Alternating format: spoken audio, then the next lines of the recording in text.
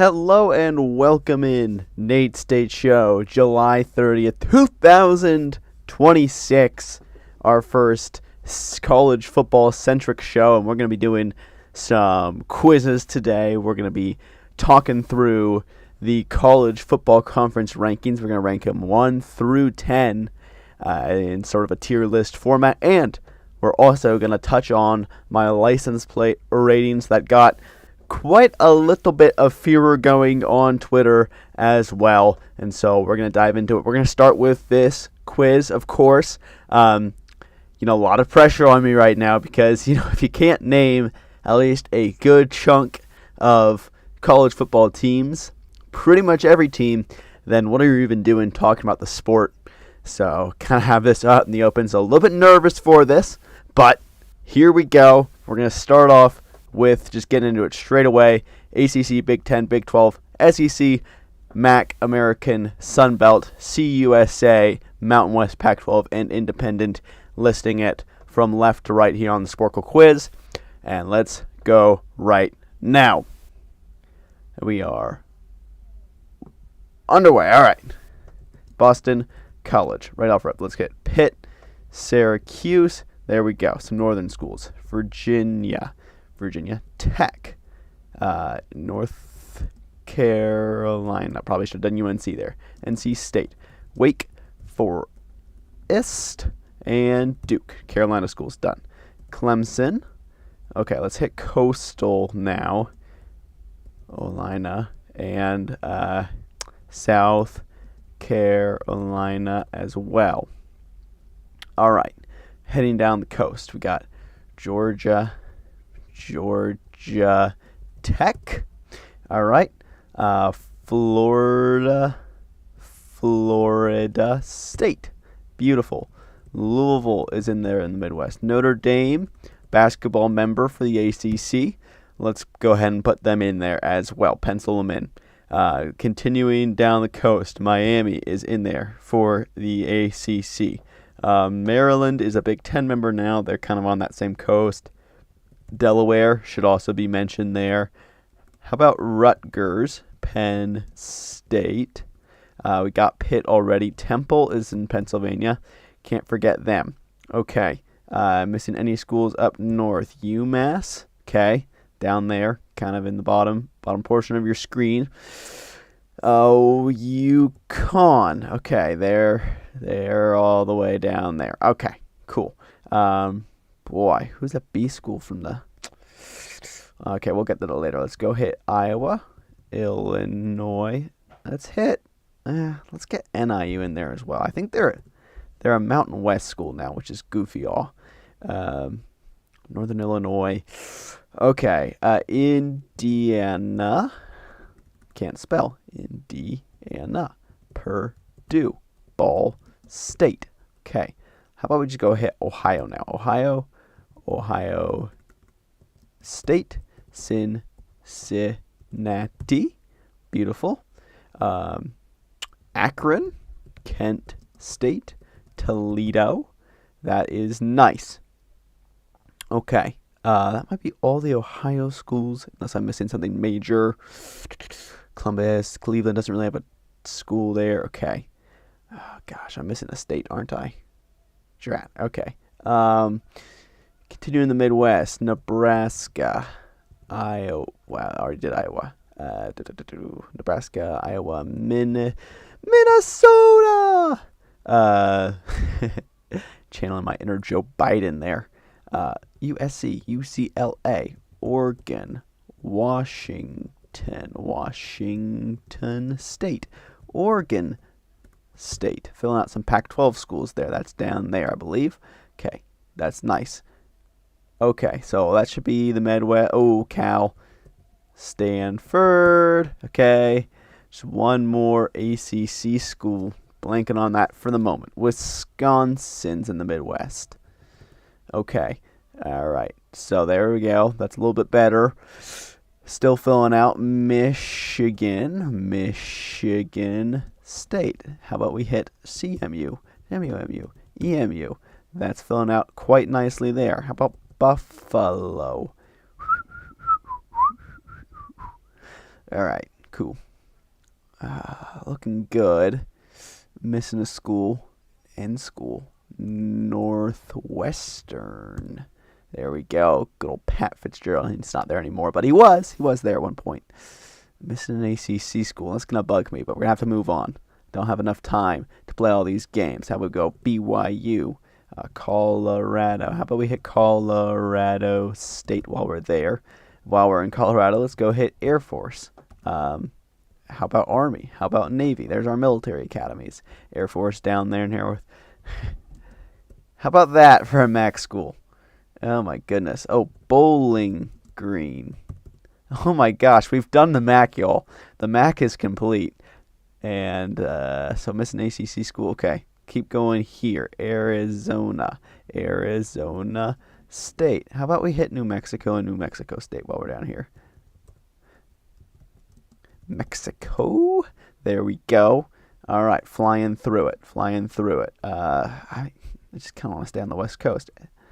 DSU, SJSU, and DSU. Okay, there's some ND. Wyoming. Beautiful. UNLV. Nevada. Okay, looking real nice. Right. FAU, FIU, USF, UCF. All right, there's some Florida schools right there. Beautiful. Liberty and James Madison and Old Dominion. Okay. That's pretty much it for Virginia, I think. Kennesaw State. Okay. Jacksonville State. Beautiful. Who else is in Conference USA? Sam Houston. Beautiful. Okay. WKU. How about we hit Kentucky?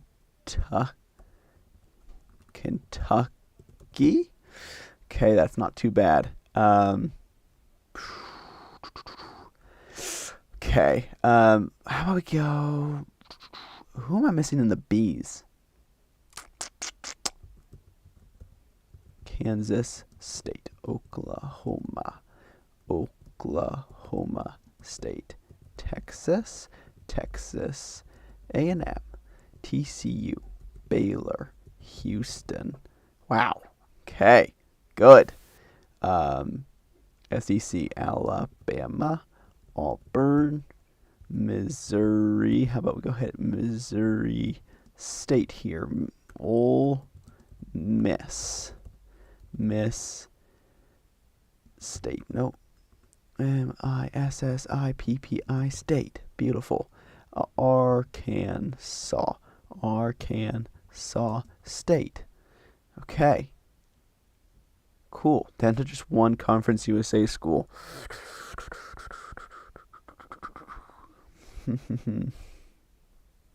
All right, not too bad.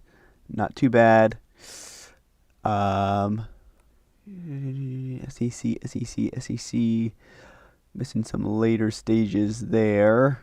In the big Iowa State. That's a big one. Can't miss the clones. You're welcome, Cyclone Larry. Don't want to miss you. Okay. SEC later in the alphabet schools. I'm missing so much. Utah State. That's a brainwave. West Virginia. Let's hit Marshall while we're there. Appalachian State. Oh, I can spell. Look at that. Texas State. That's down there. All right. Boise State. Beautiful. Fresno State.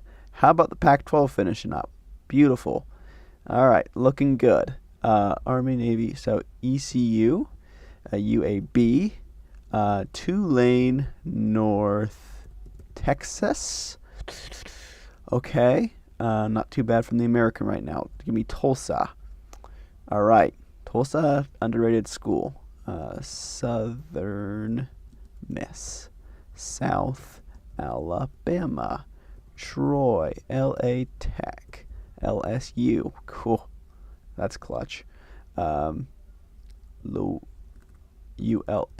Louisiana.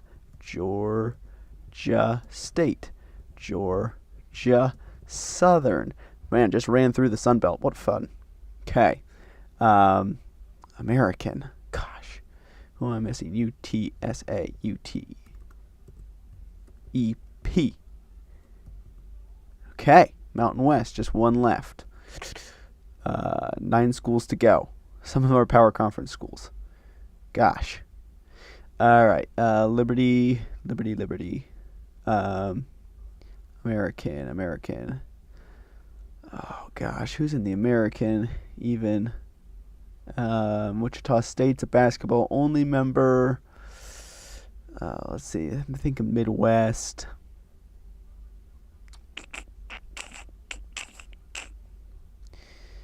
Navy, North Texas, ECU. Did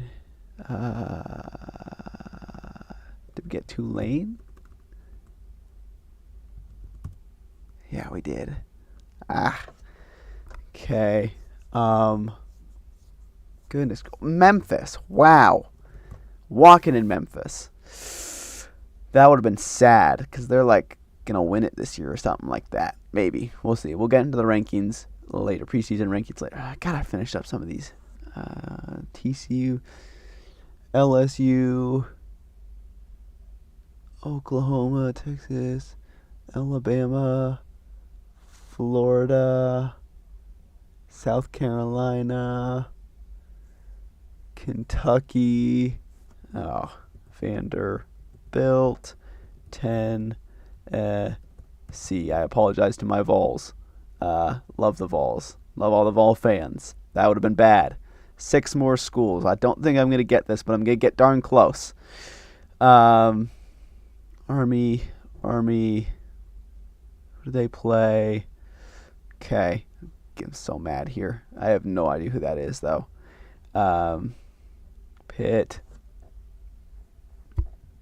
I know who that is. I'm dumb. My gosh. Okay. It's going to be a legend Big Ten school, too. I'm going to be not happy. TCU. Texas.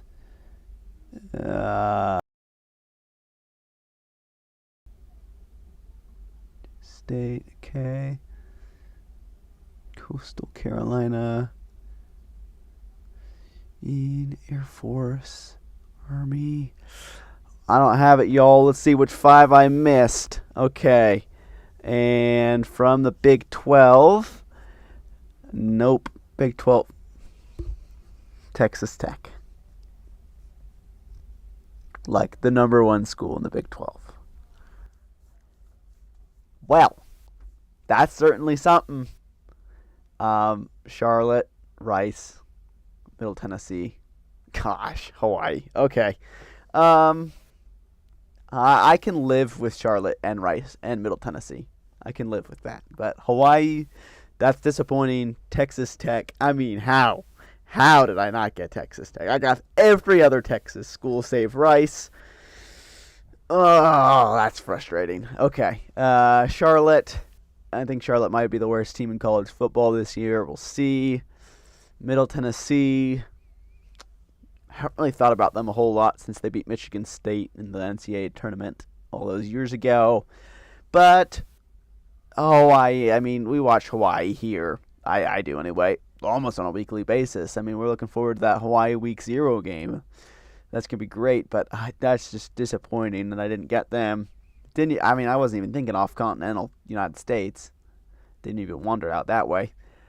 2 missed Texas schools. I missed Carolina school. I missed Tennessee school. I didn't think of Tennessee till way too late. Hell, thinking of them earlier would have been helpful. So 12 minutes are up. 133 out of 138. I can live with 3 of those.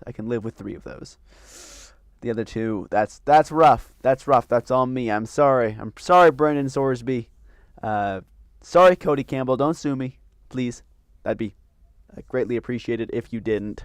I promise that I don't hate your school, even though most of the internet does.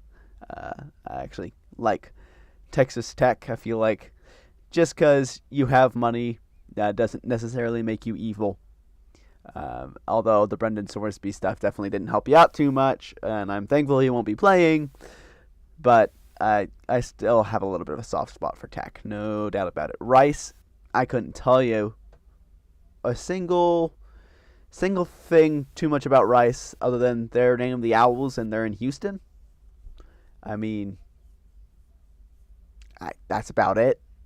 I know, the bottom 10 from Ryan McGee there on ESPN, they always called him Minute Rice, which I thought was hilarious whenever they're in the bottom 10. Charlotte, the 49ers, they played Bill Belichick and UNC last year at home. They lost that game like 20-3 or something. I just don't see them being very good. I mean, I was thinking about them today, so I probably should have gotten them. Middle Tennessee, I mean, I needed to think of the entire state of Tennessee earlier than I did. But the Blue Racers have been, I mean, not recently, but in the past they've been a formidable opponent. And then Hawaii, I mean, disappointed myself for that for sure. All right, so that was great. Almost there, almost can name every school. So, I mean, it gives me a little bit more credibility than some other CFB commentators that I'm sure you watch on a regular basis. I don't think they could get 133 in 12 minutes. I'm being honest. All right. So here is the tier list. If you're on audio only, we got the S tier, which I have labeled as S, EC. A tier, which I have labeled as A, CC. B tier, which I labeled as Back 12, because the pack is back, baby. C tier, I have labeled as C, USA. And then the last tier is Crappy Isn't Just a Fish, because it's not. And these bottom two conferences here, I'm going to explain what they are and why. And here in just a second, they are not in the best place. However, we're going to start out with our worst and work up to our best. So, our worst overall conference would be the MAC. Why is the MAC the worst conference? That is a great question. So the MAC has very little upside right now and is clearly cash hungry because they accepted Sacramento State, which makes no geographical or logistical sense, into their conference for football. Now the MAC is rather regional. They're very much based in pretty much exclusively Michigan and Ohio. They have expanded, obviously, and they had Buffalo. They've expanded to UMass, but it's Ball State's there from Indiana, but it's mostly Michigan and Ohio schools. Well, that's fine. That's totally all right. But the issue is these are smaller directional schools, and the revenue just isn't quite there in the same way. And so I have MAC schools being our worst overall conference right now. They just can't generate the revenue needed to be elite at sports. Okay, moving on, we have next in our lineup the Conference USA. Now, Conference USA was probably last for a lot of you in the rankings. I have them ahead of the MAC because the upside is much greater. Jacksonville State, Liberty, and Western Kentucky all very heavily invest into athletics. Even schools that aren't quite on the up and up yet, like Delaware and Sam Houston State and Missouri State, have all majorly invested into their athletics here recently. New facilities, moving up to FBS. And honestly, I just like the upside and what they're chasing after more than I like what the MAC is, which is kind of stagnant. So, in my opinion, even though the quality of schools is probably a little bit worse, I think the upside and the potential of the Conference USA, as currently stands, I know they're the run-through of college football, is currently higher than the MAC. Now, can the MAC overtake them with a really good year? Yep, absolutely. I mean, we're purely ranking right now off of 2026, the potential, in my opinion, obviously. And I just think Conference USA just has a little bit more upside this year than the MAC does. All right, in the CUSA tier, I know CUSA isn't even in their own tier. That's a little bit of a subversion of expectations. And next up, I have the Fun Belt, the Sun Belt. The Sun Belt is a great conference, 14 teams, pretty deep, honestly. The issue with the Sun Belt is the same issue kind of the MAC has. It's very regional. And while that is honestly probably a net positive for college football and a net positive for logistics, the issue is, again, these are mostly directional schools. Georgia Southern and South Alabama and Southern Miss just aren't quite getting the same revenue as some of the major schools are. They don't have a major eye-popping brand in there. Now, the Sun Belt, if one of those teams was to make themselves a major brand, especially with some of the potential rule changes coming down the line, they could create themselves a little bit more of like almost a villain complex. Give themselves a villain, give them a brand which year in, year out knows going to compete for the Sun Belt, going to compete for the college football playoff.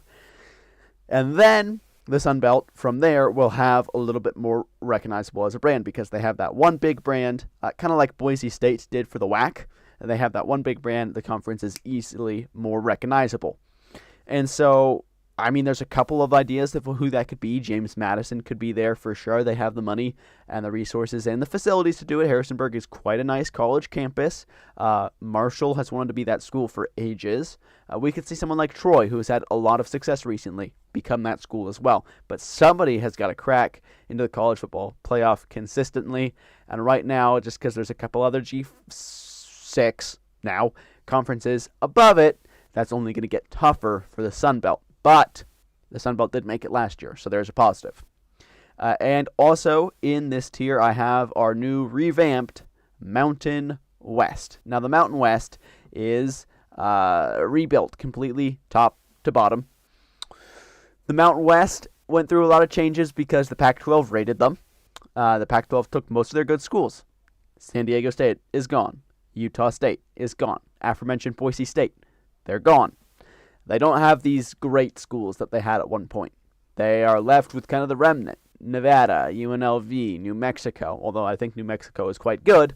There's just, it's not the national recognizable brands that it was. And now they still have their TV deal, and they still have quite a few positives going for them. They still have quite good teams. And they have that chance to have that villain brand. I think UNLV has clearly stated that they're in this to win this. They have the money that a lot of these other G6 programs don't, and they can go out and they can win a bunch of games.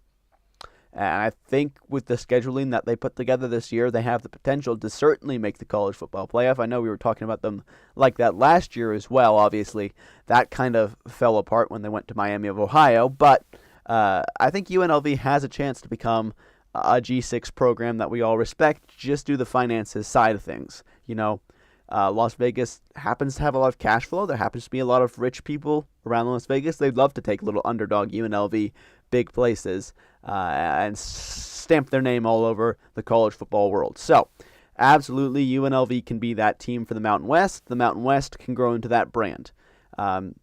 And especially with rating, the days of rating seem to be maybe subsiding here in a little bit. I could absolutely see the Mountain West actually making another leap if they're able to create that villain complex.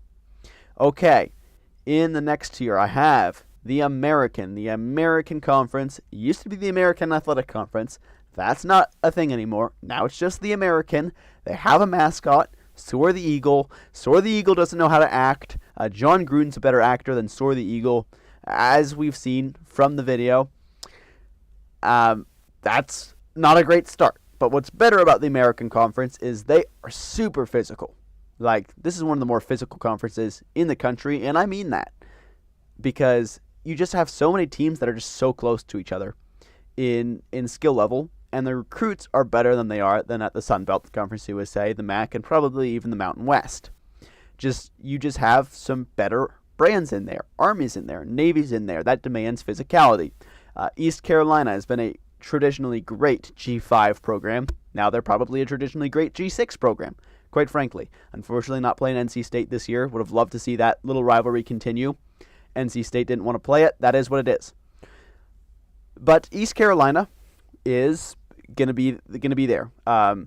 We have some programs on the up and the coming. We've seen Charlotte go up and then back down again. They could easily come back up. They're going to have, it's Charlotte. Charlotte is an affluent area. We'll see if they get investors into the college football program as well.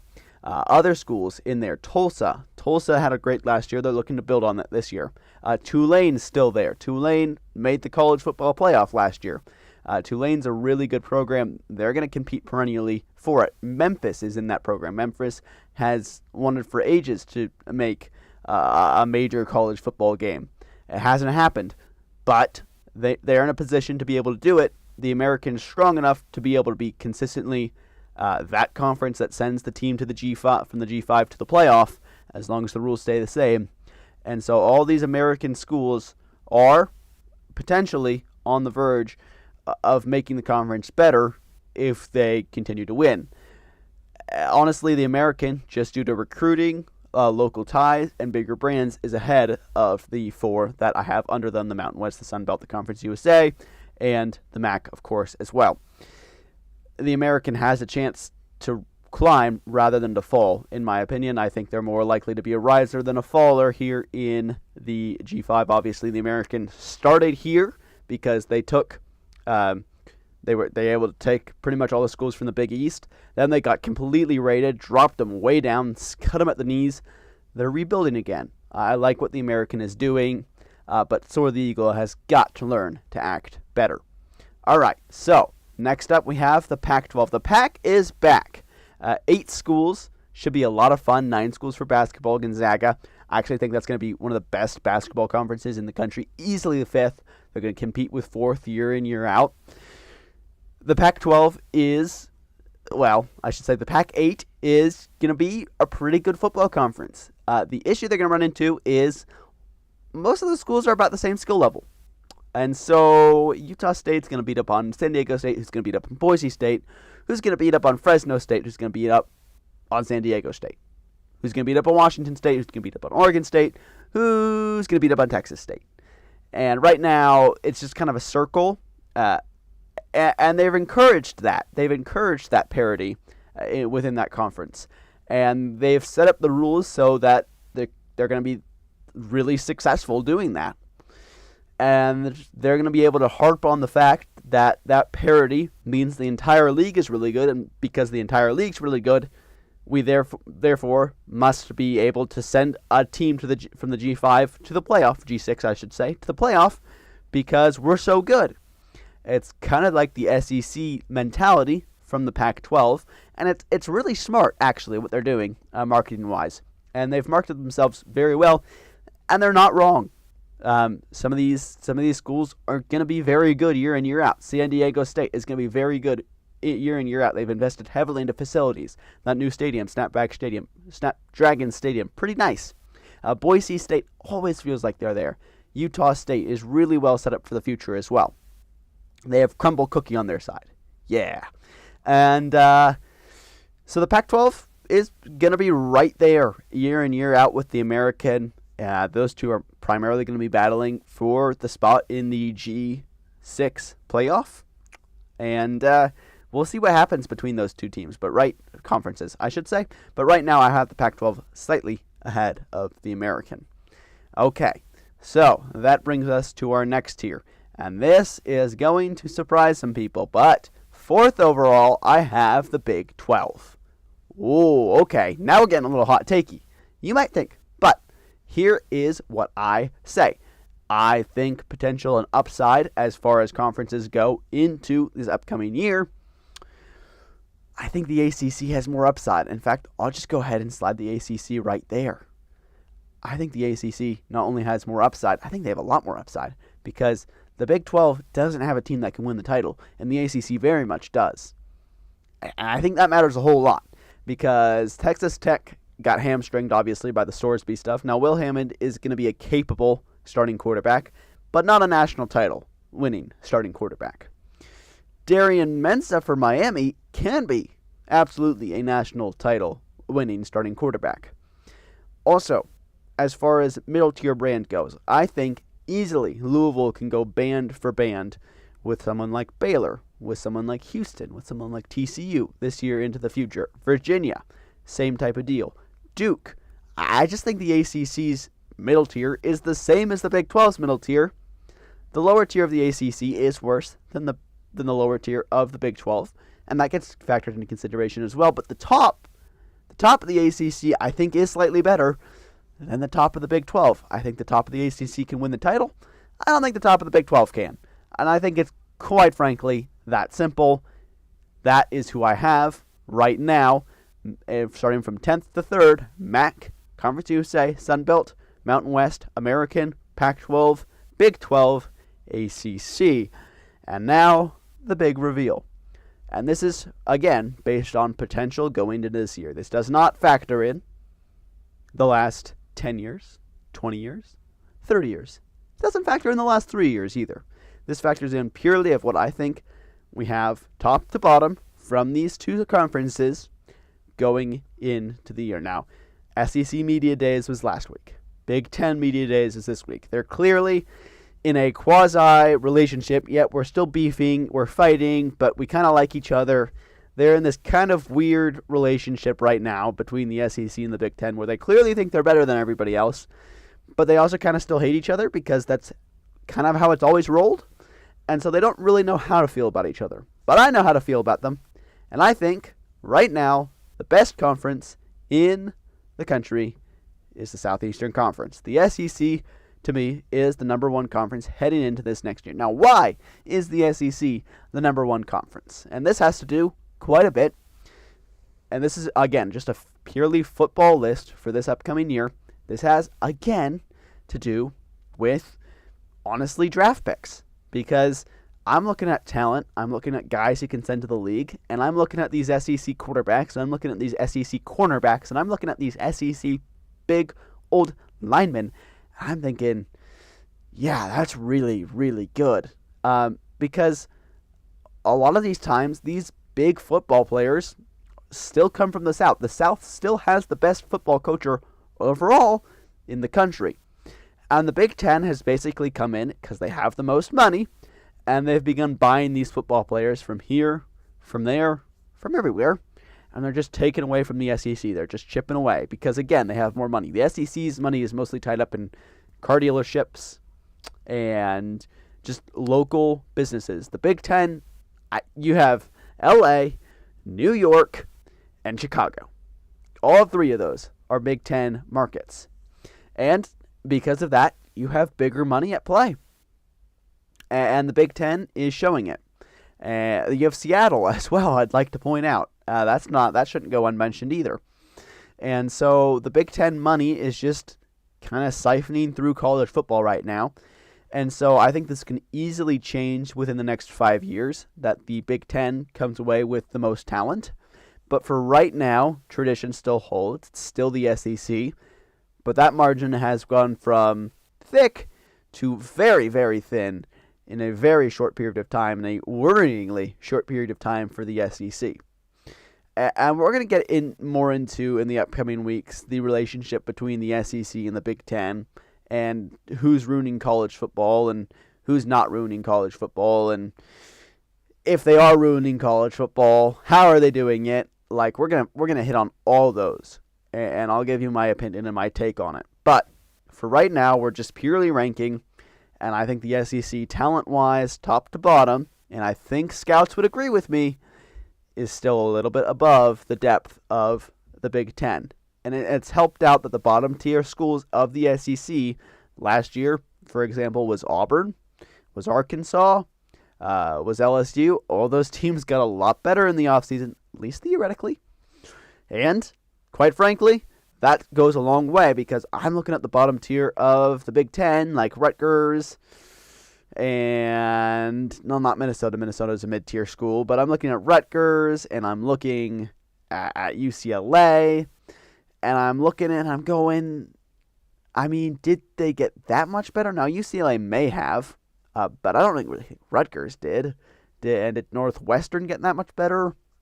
I mean, these are questions that'll be answered in the season, but I think the bottom tier of the SEC was able to elevate it more than the bottom tier of the Big Ten was. I will amend my statement on UCLA. I do think UCLA is actually wound up to be quite a good team. Bob Chesney is an amazing coach, and from hence on out, I will not tolerate UCLA disrespect until they start losing.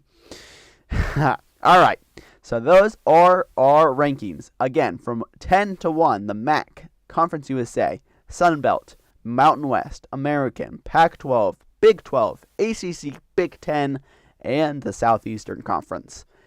All right, so that is the rankings. That's what we got going into the season, as we are a month away, 30 days away from the kickoff of Week 0, which will kick off with TCU and North Carolina. And now I want to get into license plates. And now this is definitely a little bit more of a visual than a audio, so I'm sorry to anybody listening on Spotify or Apple Podcasts. My apologies, but you can pull up the list. My Twitter is @NateStateU. If you kind of want to look at that, I might drop it down low if I can into Spotify comment section or maybe YouTube comment section if it allows me to. I'll have to look into that. So, but S tier, A tier, B tier, C tier, and D tier, kind of as it goes. Looking at it right now, S tier I got Oregon, Idaho, South Carolina, Colorado. A tier I got Utah, Virginia, Washington, Rhode Island, Pennsylvania, North Carolina, and on the list we'll go. But I wanna touch on some of these license plates. Some of them are really good, and one that's really good is the state of Oregon. Now, why do I have Oregon over a state such as Washington? First and foremost, Washington, it's not centered. That bothers me. Washington's word script is, first of all, a little bit of an interesting font, not my favorite, and it's slid to the left. Kind of feel like that's weird. Oregon's is top, center, middle. It has 6 letters going across. In the break is the pine tree. I think that's beautiful. Why do I like Idaho? Love the colors, love the backdrop, love what Idaho's about. And then the lettering is quite nice as they format it as well. South Carolina, much the same as Oregon. Beautiful script on top. South Carolina on the bottom, centered, very nice. Palmetto tree in the middle. I really like the palmetto tree. That's a great touch. Colorado, very good coloring. The mountains, fantastic touch. Utah, I do like Utah's license plate. Love the arches. Fringe S tier, absolutely, for me. Why do I have Virginia that high up? That you may be wondering. Virginia is a boring license plate, theoretically. Yes, I also think it's minimalism done perfectly. I think minimalism is very important as far as design goes, but it has to be done right, because bad minimalism is something you get when you watch like a Nissan broadcast before they switched everything around and updated all their graphics packages. The Red Sox had the worst graphics package in the MLB. Minimalism can very easily go wrong. I think Virginia does it right with their license plate, and the little Virginia is for lovers at the bottom is absolutely fantastic as well. Same with Rhode Island. Ocean State, nice little backdrop, very clean design, love it. North Carolina, I like that it's pretty. It's a little bit cluttered for sure, but I do like its look overall. Okay, so Pennsylvania is also an A tier. Unfortunately, Pennsylvania switched their design to something much worse recently, and so if I was to amend that, they would no longer be A tier. B tier, I got something such as Arizona, pretty nice. A lot of these B tiers are pretty boring, but they honestly have just a very clean design. It's pretty, and I'll take a pretty and a clean design over something that's too cluttered and is boring. I like Ohio's for the reason that it's very Ohio. I know I got some hate on that, but now I want the C tiers are what they are. They're not great license plates. They're not terrible license plates. They're just all right. That's why they're in C tier. Maryland. Yeah, maybe I should drop Maryland. Not a good license plate. All right, D tier. I want to touch on why I have some states in D tier. Okay, so New Mexico, the tier maker I made didn't actually have the correct New Mexico license plate, so oops. But their usual license plate would be an A tier. Michigan I have that low because what are they even going. I think they're going after a lake theme. It doesn't look right. Texas, like same idea almost as Virginia, but it looks notably worse with the black letters. I don't know if I have Alaska's main plates. Even if I did, I don't love the yellow look. Delaware, what were they even thinking with that look? Vermont, same thing. Nebraska, there's nothing going on in Nebraska. And so that brings me to the two I had by far the most hate on. South Dakota and by far New Hampshire. Okay, South Dakota. South Dakota, if you haven't seen South Dakota's plate, it is Mount Rushmore, and with South Dakota script centered over the top, and the bottom is Great Faces, Great Places. Great Faces, Great Places is a good slogan, I'm not going to lie. If it was true, I have been to South Dakota multiple times. That state sucks. I mean, it's just nothing. Oh, look, National Park. Let's go look at it. Oh, wow, that park is way overrated. Oh, Crazy Horse Monument. Let's go look at it. Oh, wow, Crazy Horse. They haven't done any work on that since like 1998, and it looks totally unfinished. Not cool at all. Ooh, look, the Badlands. So what is it? Oh, it's bad land. Yep, that looks right. And it's really hot. And you don't have any cell service. All right, let's move on. That was kind of my South Dakota experience. Honestly, twice. And the license plate doesn't do too much justice for it either, because the South Dakota is in complete cursive scribble. Not thrilled about the cursive scribble that I can't read. And that brings us to New Hampshire. First and foremost, New Hampshire is, in my opinion, the most irrelevant state in the Union. You never hear of anything going on in New Hampshire, ever. Second of all, the green lettering on the bluish, whitish background doesn't make too much sense to me, and I don't like the font they chose either. What saves it from being lower is the Live Free or Die. I like Live Free or Die, great slogan, but your slogan doesn't necessarily save you.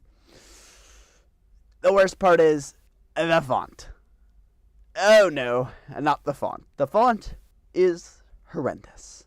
What on earth were they thinking? I can't even read new. It just looks like someone just scribbled something. And they're like, oh, that says new. That's what I meant. Really? Does it actually mean that?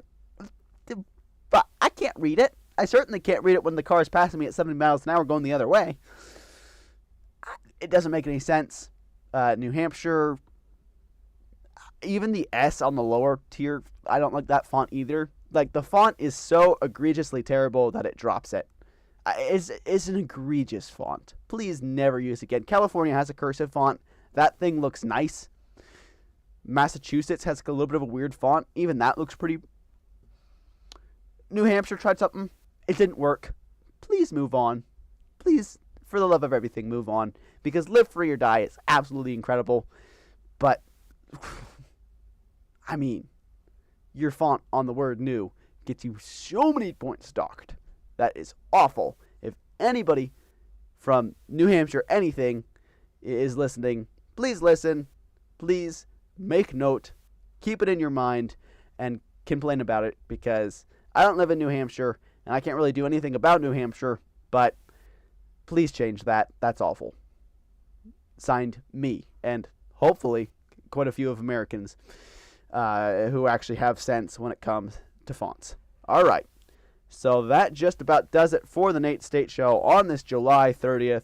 We're going to be looking forward to moving on into more college football talk over the upcoming next days, weeks. Next Thursday, we will be discussing the Heisman ladder for the upcoming college football season, as well as discussing, did the Big Ten and SEC ruin college sports?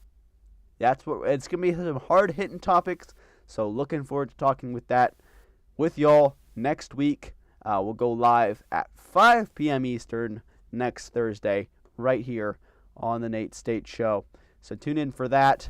And thank you for listening.